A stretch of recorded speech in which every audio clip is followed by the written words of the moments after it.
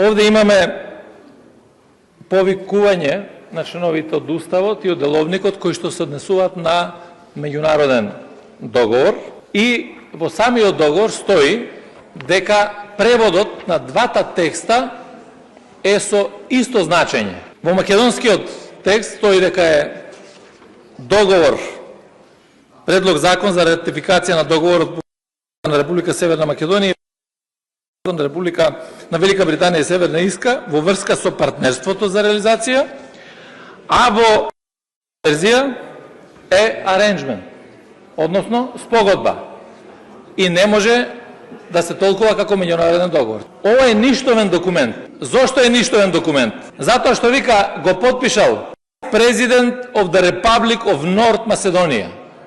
Значи, ние како држава немаме подпредседател на Република Северна Македонија.